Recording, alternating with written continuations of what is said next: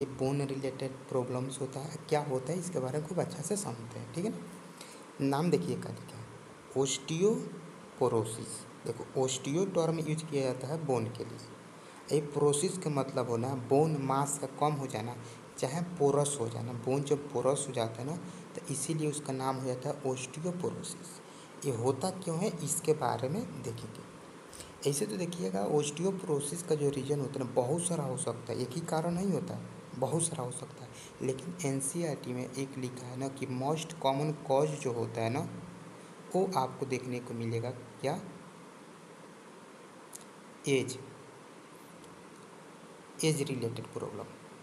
आप कहिएगा कि ये मोस्ट कॉमन एज में एक क्या होता है, एज बढ़ने के साथ साथ होता है, क्यों ऐसा हो जाता है तो इसके बारे में समझते हैं। जैसे जैसे एज बढ़ता है ना वैसे वैसे ये ओस्टियोपोरोसिस के लिए चांसेस बढ़ जाता है। कैसे होता है हम समझाते हैं। जैसे देखिए कोई भी चाइल्ड था, फीमेल थी, गर्ल थी, बर्थ हुआ तब से लेकर के और उसके पूरे लाइफ को अगर देखा जाए ना, इसको देखिए तो जीरो जब बर्थ हुआ तब जीरो, उससे लेकर के अप्रॉक्स 12 से 14 जब एज आता है ना उस टाइम देखिएगा तो उस फर्स्ट मेंस्ट्रुअल साइकिल स्टार्ट होता है। यानी एट प्यूबर्टी का टाइम जब आता है तो फर्स्ट टाइम मेंस्ट्रुअल का बिगिनिंग शुरुआत होता है। वैसे कंडीशन को मीनार्ची बोलते हैं, मीनार्ची बोलते हैं, मीनार्च ऐसे बोलते हैं उसको। फर्स्ट टाइम जब आता है तब से लेकर के अप्रॉक्स 15 ईयर्स एज तक उसका मेंस्ट्रुअल साइकिल चलता है।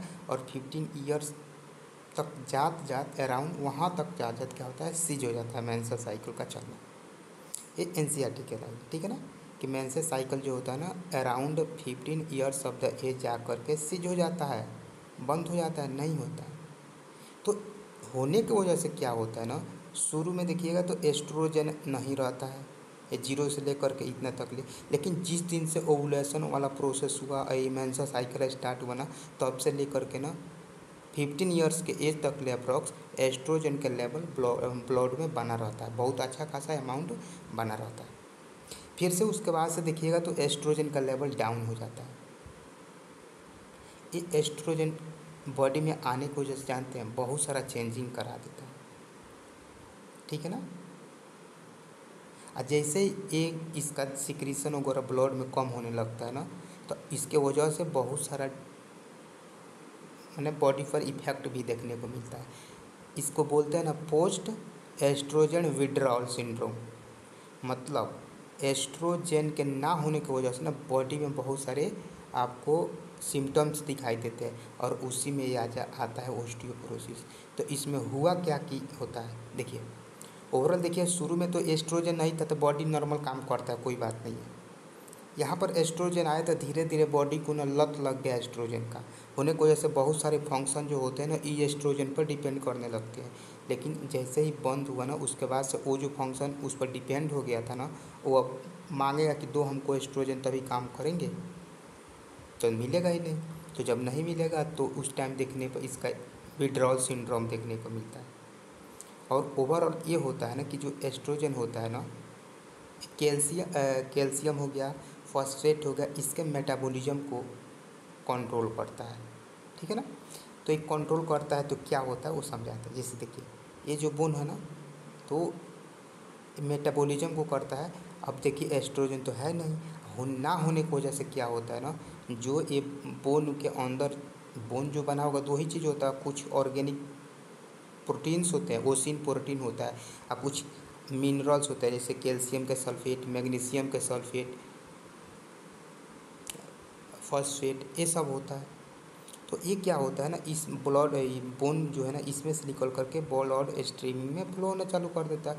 होने की वजह से सोचिए ये बोन में जो बोन का जो मास है वो कम होगा कि नहीं होगा, होगा, हाँ होगा ही होगा। होने की वजह से ना फिर से देखिएगा तो बोन जो होता है ना पोरस हो जाता है। कैसे, चूँकि इसमें का सब मिनरल्स निकल निकल के बाहर जाएगा, ऐसे रेड नेटवर्क लाइक दिखाई देने लगता है, आई वीक हो जाता है। समझ में आया। तो ओवरऑल देखिए हुआ क्या था, एज रिलेटेड डिसऑर्डर क्यों बोला गया था? क्योंकि एज रिलेटेड माने अराउंड 15 ईयर्स के बाद से एस्ट्रोजन के लेवल फीमेल में कम हो जाता है। ना होने की वजह से क्या होता है, कैल्शियम फॉस्फेट का मेटाबॉलिज्म डिस्टर्ब होता है, और होने की वजह से क्या होता है, बोन मास का डिक्रीज हो जाना, जिसकी वजह से ओवरऑल बोल सकते हो ना क्या कि बोन के अंदर कैल्शियम और फॉस्फेट जो आयन था ना, उसका लेवल क्या हो गया था, कम हो गया था, कॉन्सेंट्रेशन कम हो गया था, जिसकी वजह से ये पोरस मतलब नेटवर्क लाइक दिखाई देता है। समझ में आया? बताइए ना, होता है थोड़ा सा भी पैर ऊपर नीचे पड़ जाता है, फ्रैक्चर होने का चांसेस भी बढ़ जाता है, तो ये भी ध्यान रखिएगा। वही हुआ, क्या हुआ कि मेटाबॉलिज्म डिस्टर्ब हुआ, जिसकी वजह से कैल्शियम और फॉस्फेट इसमें से निकल करके डिजॉल्व होना चालू होते हैं, ये ब्लड स्ट्रीम में मिलेंगे आपको। इसकी वजह से इसमें कंसंट्रेशन देखिएगा तो कम हो गया, होने की वजह से बोन का मास कम हो गया, ओवरऑल देखिएगा तो बिकम्स पोरस हो जाता है, और होने की वजह से ना चांस ऑफ जो फ्रैक्चर होता है ना वो बहुत ज़्यादा बढ़ जाता है। ठीक है ना? इसका एनसीईआरटी में मेन कॉज क्या दिया था, एस्ट्रोजन दिया था। कैसे एस्ट्रोजन होता है ये आपको समझ में आ गया। ऐसा नहीं है कि सिर्फ एस्ट्रोजन की वजह से होता है, ये हो सकता है डाइट कैसे ले रहे हो इस पर भी डिपेंड करता है, कुछ हार्मोन जैसे थायराइड ग्लैंड है ये भी इस पर भी डिपेंड करता है, तो ऐसे होता है। लेकिन मेन कॉज दिया है एनसीईआरटी में, इसी के बारे में जानना था तो यही जानना था। जानते हैं और शायद क्या प्रॉब्लम होने लगता है, सोचिए एक कैल्शियम फॉस्फेट बोन में से तो निकल रहा है, और निकल करके जाएगा कहाँ पर, ब्लड स्ट्रीम में जाएगा। ब्लड स्ट्रीम में जाएगा तो देख रहे हो वही ब्लड वेसल में रन करेगा, और जा कर के इसी के अंदर डिपॉजिट होने लगता है, और डिपॉजिट होने की वजह से जानते हो ये टफनेस हो जाएगा इसमें।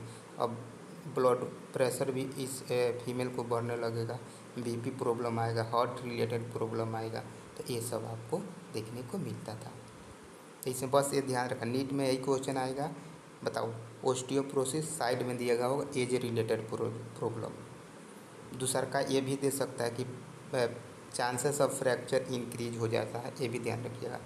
लिख देगा ओस्टियोप्रोसिस, साइड में लिखेगा मेन कॉज एस्ट्रोजन, तो ऐसे करके डायरेक्ट दे देता है, तो ध्यान रखिएगा।